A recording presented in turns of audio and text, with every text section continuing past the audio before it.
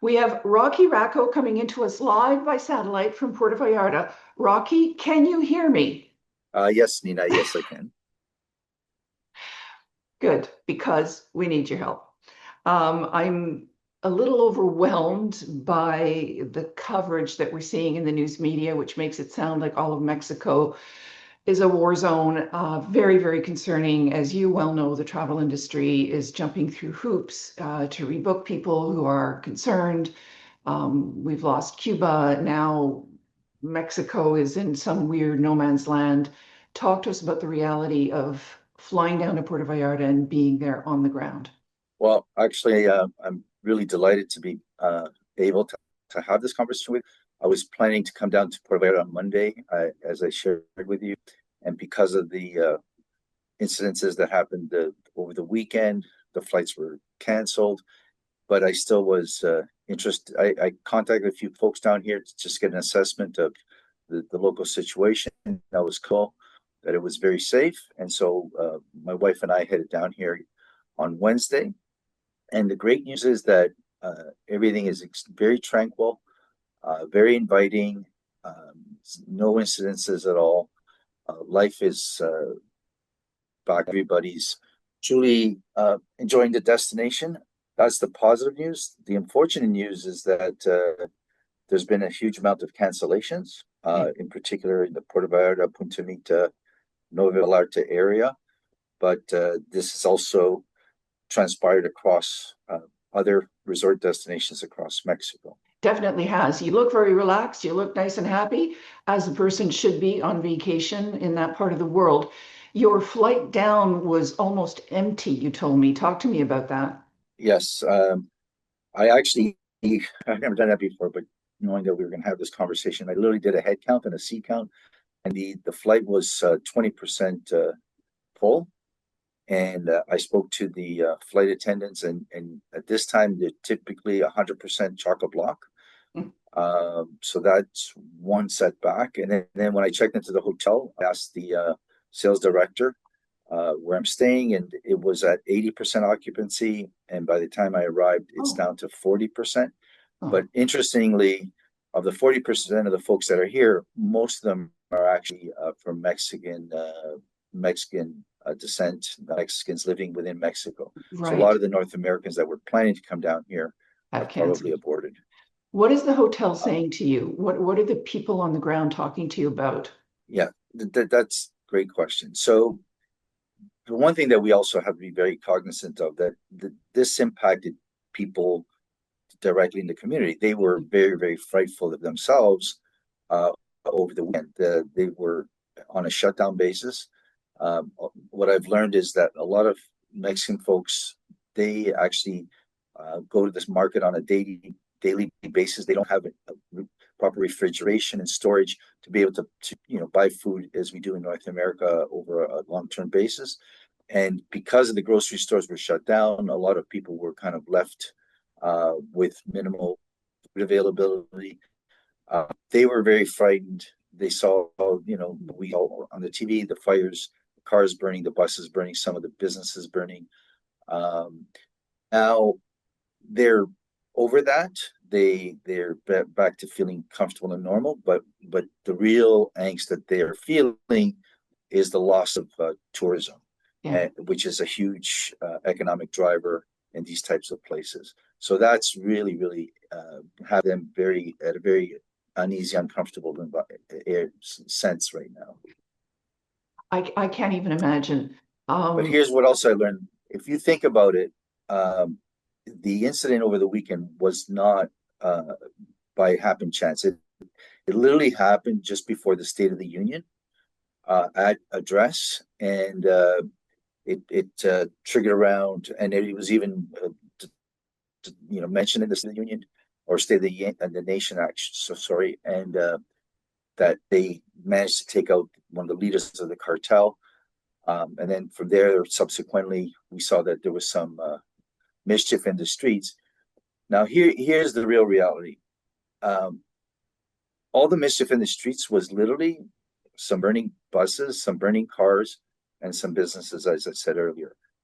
If this really was an angry cartel retaliation, there would have been a much, much more severe retaliatory action, including probably mortalities, gunfire, and this would have been an ongoing basis. So this was basically a dust up to support uh, the so-called taking out of the leader of a cartel, and and this is kind of ramifications for some future negotiations between Mexico and the U.S.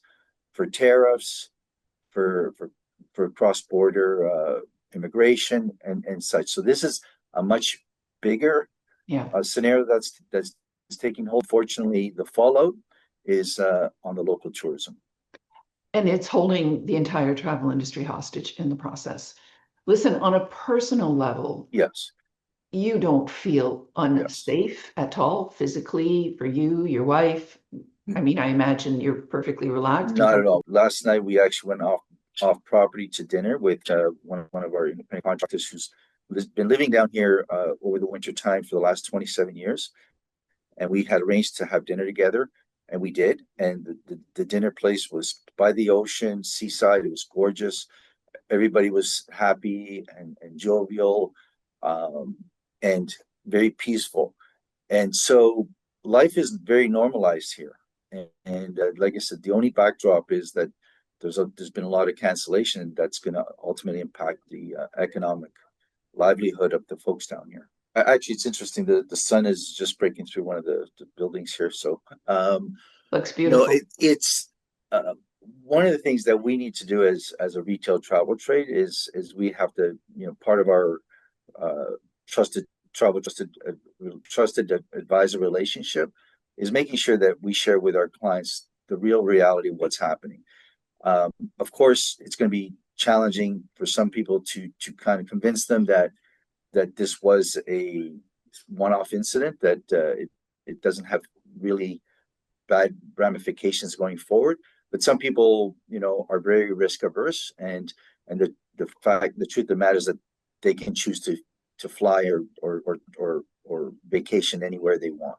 So that's a challenge. But us as a trade should feel confident that Puerto Vallarta and the rest of Mexico is as safe as it is prior to the incidents over the weekend as it always has been.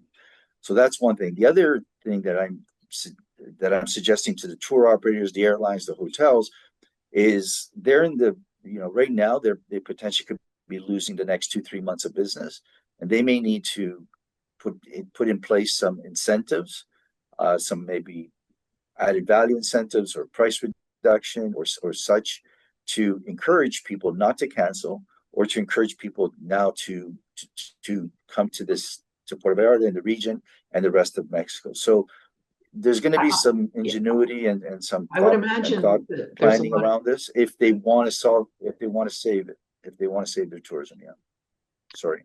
No, no, I would imagine there's a lot of meetings going on already being new management, whether it's at the operators or the airlines, no doubt, to try and stimulate the traffic. But on the plus side, I would imagine that having the beach to yourself, having restaurants with great service because there aren't too many people, is probably Yeah, kind of a nice way to vacation, as far as I'm concerned. Anyway, that would be a plus. So yeah, the bigger issue is, of course, that the ramifications and the sort of domino effect has hit a lot of areas of Mexico. I've heard of big groups canceling in Cabo, for instance. I don't think that there was yeah, anything much to speak of going on in Cabo. So the geography is an issue. yeah, It's the same thing as when we had SARS here in Toronto. People imagined all of Canada was shut down. So travel is such a delicate beast, right? I mean, the wind blows in one direction right. and boom, we all feel the effect. But my hope is that this will be short-lived. And I was going with that hope until I read one of the security service assessments, SOS International, I believe it's called, that said that they feel that this may continue for a while, that the security issue may continue for a while. So you have business travelers groups, meetings and incentives reading that saying, because it will affect their insurance, correct? Actually, I recall forwarding that over to you, and they've since backed off of that. They've now Okay. declared that that things are normalizing. Of course, we as professional advisors need to be cognizant of what the government's positioning is, and that's really that triggers insurance coverage. So we need to kind of be more aware of that and stay on top of that, as it's probably going to be a bit of a fluid situation. Um, but even the Canadian government will come to realize very shortly that everything is safe here, Yeah, everything is normalized here, and really the real drawback is the psychological mindset. yeah, Are folks prepared to move forward? Um, and, and talking about the benevolence or the importance of travel, last night when we were having dinner, we also realized that a lot of the Canadians that are here for a long-term basis over the winter months, including a lot of Americans, mostly from Western Canada and Western U.S., they're really integrated into the community. They're doing a lot of amazing things here. They're actually fundraising.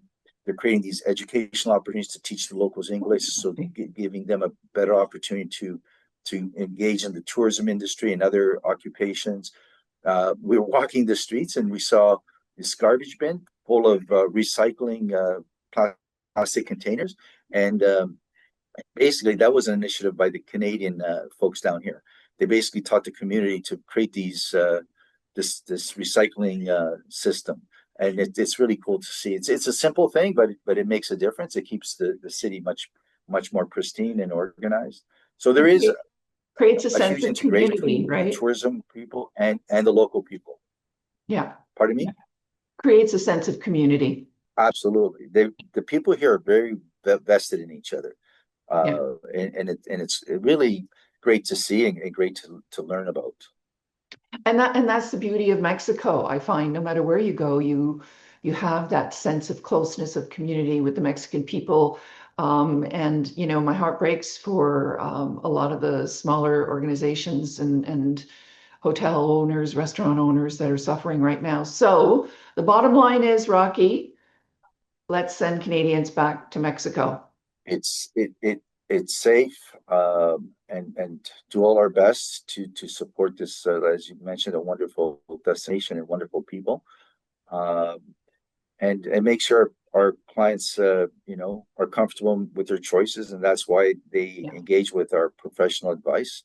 So I think we play a very, very important role into reestablishing the tourism back to Mexico, back to this region as it so deserves. That comes back to the role of the travel advisors. So important in situations like these where people rely on your advice and your expert knowledge so we can play a role in hopefully turning the tide. Rocky, thank you so much for joining us.